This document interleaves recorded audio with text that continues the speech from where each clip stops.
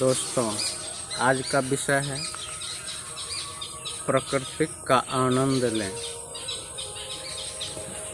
प्रकृति किसे कहा जाता है, इसको जान लें पहले, और जान लेंगे तो फिर परम आनंद का अनुभव होगा। क्योंकि प्रकृति को जानते नहीं तो परम आनंद नहीं, क्षणभंगुर आनंद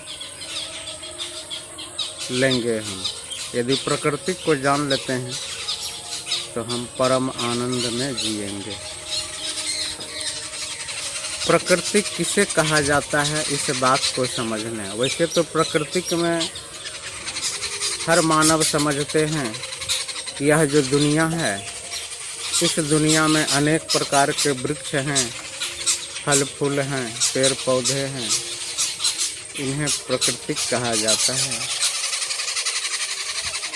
लेकिन प्रकृति मूल रूप से किसे कहा जाता है, यह जानना जरूरी है। प्रकृति कहा जाता है मिट्टी, पानी, आग, हवा और एक अलग से आत्मा। ये पांच तत्व पांच हैं, इसे ही प्रकृति कहा जाता है। मिट्टी, पानी, आग, हवा और आत्मा, ये पांच तत्व है। जैसे आपके शरीर में पांच तत्व लगे हैं, मिट्टी, पानी, आग, हवा और आत्मा। तो मिट्टी, पानी, आग, हवा और आत्मा, ये पांच तत्व हैं। ये पांचों तत्व मिल कर के प्राकृतिक बनता है। वृक्ष को देखें तो वृक्ष को प्रकृति कहते हैं। तो वृक्ष का जन्म या प्रारंभ कैसे होता है, तो मिट्टी, पानी, आग, हवा और आत्मा। आत्मा वैसे तो कबीर सिद्धांत में नहीं माना गया है। वृक्ष में आत्मा रूह नहीं होता है, इसलिए इस वृक्ष को शाकाहारी माना गया है। शाकाहारी भोजन है ये वृक्ष। लता, हरी, साग, सब्जी, ये सब शाकाहारी के रूप में प्रयोग किया जाता है। तो शाकाहारी का रूप में इसलिए प्रयोग किया जाता है कि इसमें रूह, इसमें चैतन्य, इसमें आत्मा नहीं है, इसलिए इसको शाकाहारी माना जाता है। मांसाहारी भोजन है। मांसाहारी भोजन जो कहा जाता है, उसमें जिस मांस को हम खाते हैं उसको कत्ल करते हैं, गला काटते हैं या मार करके खाया जाता है। तो उसमें आत्मा है जो कि उसमें उसको मारते हैं, काटते या जो भी कुछ करते हैं, तो उसमें उसको दर्द होता है। ये दर्द जो होता है, इसलिए उसको रूह कहा गया है, आत्मा कहा गया है। तो वह मांसाहारी भोजन हो जाता है। तो शाकाहारी, मांसाहारी दो प्रकार के भोजन भी होते हैं।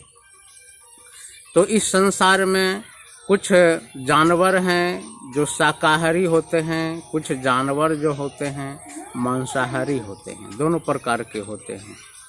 तो शाकाहारी जो होते हैं वह सिर्फ पेड़ पौधे या घास फूस खाते हैं, और मांसाहारी जो होते हैं वह सिर्फ मांस खाते हैं। कुछ जीव जो होते हैं शाकाहारी मांसाहारी दोनों होते हैं।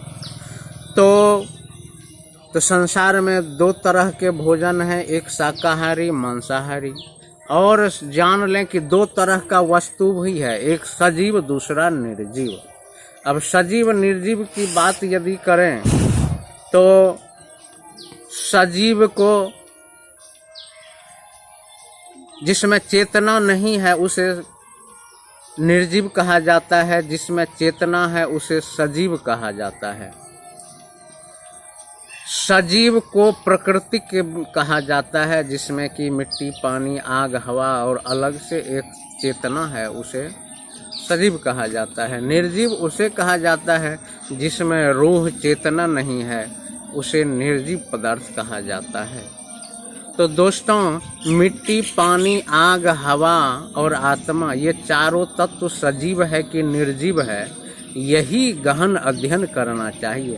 मिट्टी, पानी, आग, हवा और आत्मा, ये जो चार तत्व, पांच तत्व है, पांचों तत्व सजीव है कि निर्जीव है, इस पर यदि गहनतम विचार कर लें तब प्रकृति का सच में आनंद ले सकेंगे।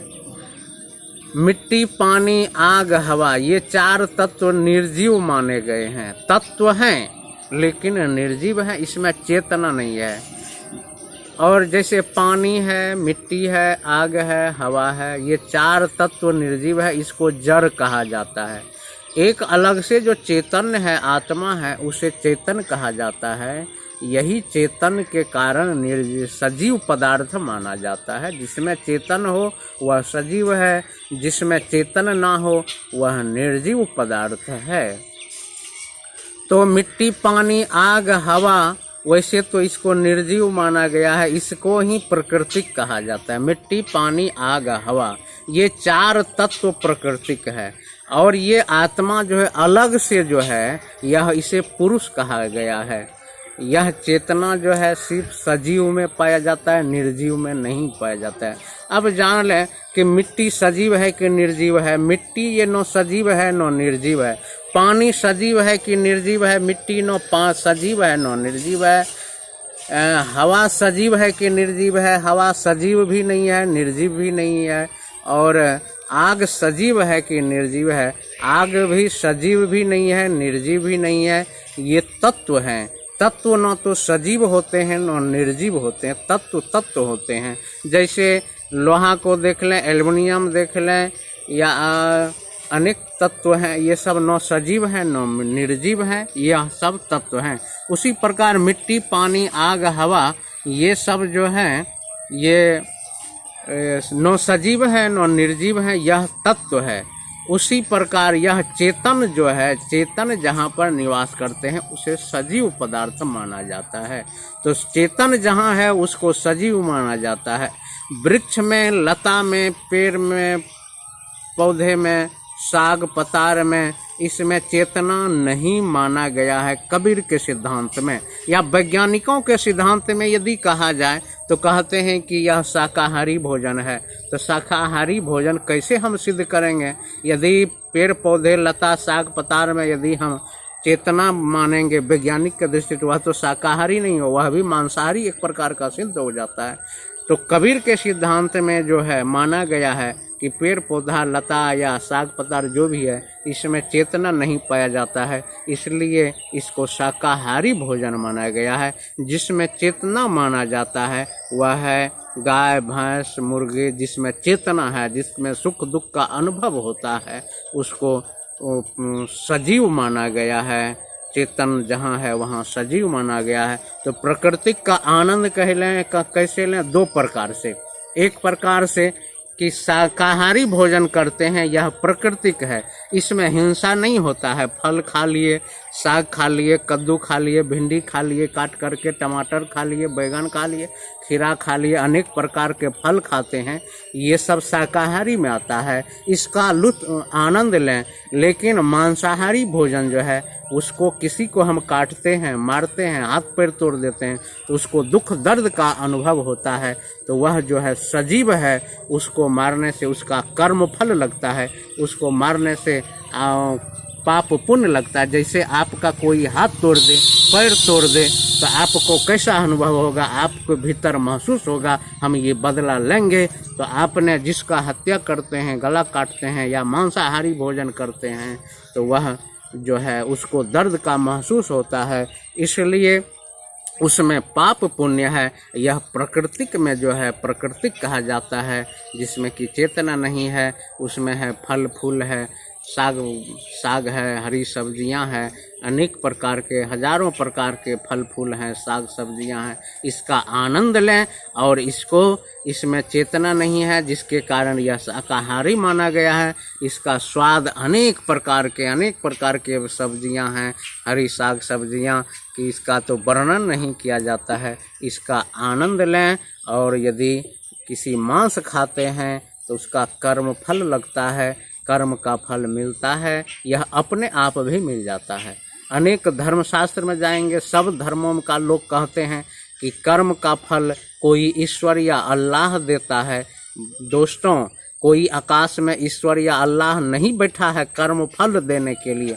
कर्म का फल अपने आप मिल जाता है, अपने आप प्राप्त होता है। आप जैसा कर्म करते हो अपने आप ये जो है मिलता है। इसलिए ध्यान रहे, आप चोरी करके यदि गलत कर्म करते हैं तो यह बात जो जान लें कि आपका ही आत्मा आपको गवाही है कि मैंने गलत कर्म किए। तो वह मनुष्य के चेतना में, अंतःकरण में बैठ जाता है कि मैंने गलत कर रहा हूँ, फिर वह परिणाम के रूप में आता है। तो आपको अपना कर्म का फल अपने आप मिल जाता है।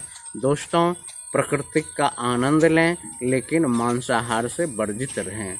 धन्यवाद।